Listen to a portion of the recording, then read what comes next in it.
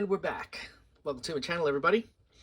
I have some more newly made succulent Kokedama I wanted to show you, some moss wraps, and I was going to show you some pre-Kokedama, which are cuttings that I've taken and I'm preparing them to be wrapped in the moss. So this will be a quickie, but figured I would just show you. Over here we have these are 3 new Haworthiopsis Kokedama. These were pups that were taken off of a parent plant, and they're doing just fine. Look at this. Really kind of cool looking. I love this plant. It's like so unique. Looks like bird's claws, like talons. And then over here, we have another Haworthiopsis. This one looks like, actually, I'm not sure. I thought this was the fairy washboard, but I don't think it is. I think it's something a little different. I could be wrong. It could be the washboard. It looks similar. But anyway, doing great. These are all very dry right now. I'm letting them acclimate in the dry Kokedama because, oh, here, this is where it came from, I think. Same plant. Because otherwise they will rot if they are not acclimated. They don't have roots. Roots that are ready for a wrap, at least. This is really cool looking too. This one grew a little out of control. I may cut this one because you can see it has some aerial roots in there. So I may cut this long one and just keep it as 3 little short ones because it's just getting a little unruly. I might actually do that. But yes, that's very cool. We have some Gasteria that are in Kokedama. These are kind of older pups. They've been in here for a while. There's another one here. Really kind of cool looking. And some more Haworthia here. Really cool. This one has pups on it. This one has pups on it too, as you can see. But these guys are amazing because look at all of the pups on these guys. Dun, dun, dun. I love this plant. Look at this. Such a cool looking plant. This is a good thumbnail right here. Maybe I'll thumbnail this. I just think it's really cool. Technically, I could pull these pups off and root them in moss and then wrap them up, but I kind of like the composite look of this. There's an even bigger one here. This one is really cool. Look at this.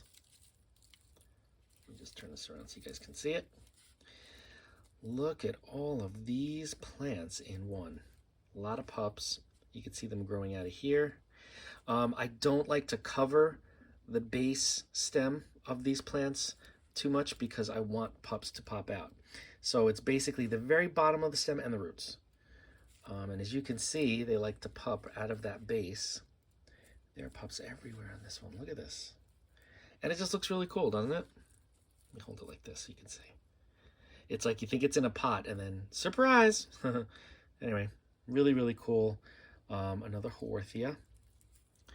And again, we have Haworthia. This is, I'm not sure if this is a Graptopetalum or a Graptosetum. It could be either or. It could be ghosty, Graptosetum ghosty. I'm not sure. It didn't come with a tag, but that's what it looks like. So it could be either. So now what I'm going to show you is what they look like before they're wrapped. Okay, I take a cutting, I put it in some sphagnum moss, and if it's a fresh cutting, I just put it in the dry moss. I don't do anything for about a week. Once that time frame is up, I know that the cut end is healed, so then I'll start misting. I won't I won't like drown this in water. I'll just mist it to give it some moisture so that it can start growing roots. Same thing with this one here. This one I just watered. It was already very dry. You can see the these little pups were starting to change color because they were under stress of no water. So I just sprayed these. And here is another one. I believe this is an aloe hybrid. And if it's not an aloe, let me see. Actually, this might be a Gasteria.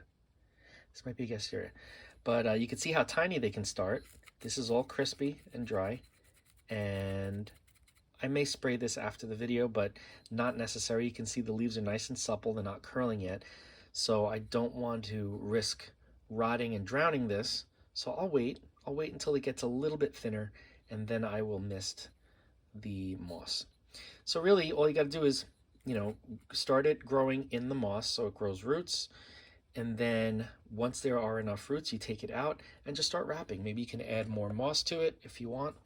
But then you start wrapping with the acrylic yarn and you're good to go. Oh, these I forgot.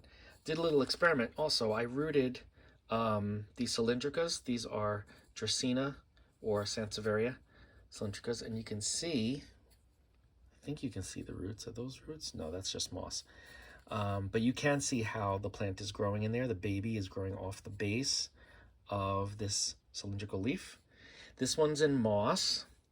And this one here is in water.